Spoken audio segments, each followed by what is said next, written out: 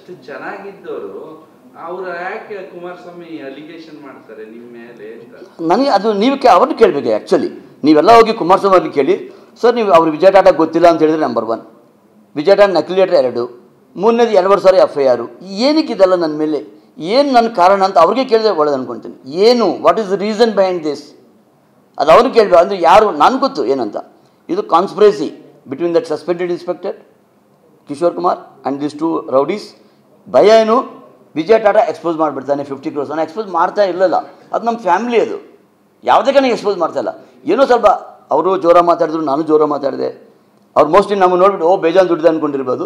ಇಲ್ಲ ಸರ್, ನನ್ನ ಪ್ರಾಜೆಕ್ಟ್ ಕಷ್ಟ ಇದೆ ಅಂತೀನಿ. ಈ ರಮೇಶ್ ಗೌಡರು ಸ್ವಲ್ಪ, ನನಗೆ 100% ಹೇಳ್ತೀನಿ, ರಮೇಶ್ ಗೌಡರು ಇದು ಬೆಂಕಿಗೆ ತುಪ್ಪ ಹಾಕಿದರು. ಆ ರಮೇಶ್ ಗೌಡ್ರಿಗೆ 5 ಕೋಟಿ ಕೊಟ್ಬಿಟ್ಟಿದ್ರೆ, 5ರಲ್ಲಿ ಒಂದು 3 ಕೋಟಿ ಕೊಟ್ಬಿಟ್ರೆ ಕೂಡ ಇದು ಸುಮ್ಮನೆ ಆಗ್ಬಿಡ್ತಾಯಿತ್ತು. ನಾನು ಹೇಳ್ತೀನಿ, 100% ಹೇಳ್ತೀನಿ. ಆ ರಮೇಶ್ ಗೌಡ್ರಿಗೆ ಕೊಡದೆ ಇದೆಲ್ಲ ಪ್ರಾಬ್ಲಮ್ ಆಯಿತು. ರಮೇಶ್ ಗೌಡ್ರಿಗೆ ಕೊಟ್ಟರೆ ಏನಾಗ್ತಾಯಿತ್ತು, ಇಲ್ಲ ಅಣ್ಣ ವಿಜಯ್ ತುಂಬ ಪ್ರಾಬ್ಲಮ್ ಇದ್ದಾರಣ್ಣ, ತುಂಬ ಪ್ರಾಬ್ಲಮ್ ಇದ್ದಾರಣ್ಣ ಅಂತ ಅವರೇ ನನಗೆ ಒಂದು ಇದು ಮಾಡಿಬಿಡ್ತಾಯಿದ್ರು. ಪ್ರಾಬ್ಲಮ್ ಏನಾಯಿತು, ರಮೇಶ್ ಗೌಡ್ರಿಗೆ ಕೊಡ್ಲಿಕ್ಕೆ ಆಗಿಲ್ಲ ಅಂತ ಕೇಳಿ, ಯಾಕಂದರೆ ಕೊಡ್ತಾ ದುಡ್ಡಿಲ್ಲ, ನಮ್ಮ ಪ್ರಾಜೆಕ್ಟ್ ನಡೀತಾ ಇದೆ, ಅದು ಕೊಟ್ಟಿದ್ದಕ್ಕೆ ಇದೆಲ್ಲ ಪ್ರಾಬ್ಲಮ್. ಅದೊಂದು ಮಿಸ್ಟೇಕ್ ಆಗಿದೆ ಅಂದ್ಕೊಳ್ತೀನಿ ಮೋಸ್ಟ್ಲಿ. ರಮೇಶ್ ಗೌಡ್ ಕೊಟ್ಟುಬಿಟ್ರೆ ಎಲ್ಲ ಚೆನ್ನಾಗಿರ್ತದೆ. ನಮ್ಮ ಪ್ರಜ್ವಲ್ ಹೇಳಿಲ್ವಾ, ನಮ್ಮ ಪಾರ್ಟಿ ಸೂಟ್ ಕೇಸ್ ಪಾರ್ಟಿ ಅಂತ.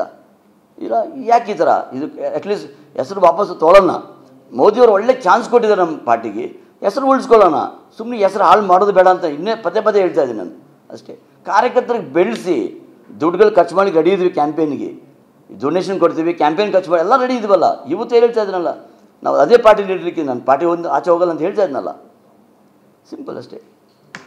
So and this media, this press meet, only 1 point I am telling again.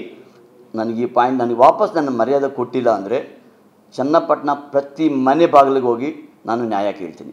ಇವರು ಟಿಕೆಟಿಗೆ ಅರ್ಹಕರ, ಯಾಕಂದರೆ JDS ಸ್ವಂತ ಕಾರ್ಯಕರ್ತರಿಗೆ ಈ ಥರ ಮೋಸ ಮಾಡಿದರೆ, ಇವರೆಲ್ಲ ಈ ಥರ ಮೋಸ ಮಾಡೋಕ್ಕೆ ಇವ್ರಿಗೆ ಇವರು ಟಿಕೆಟ್ ಅರ್ಹಕರ, ಅಷ್ಟೇ ನಾನು ಮಾತಾಡೋದು.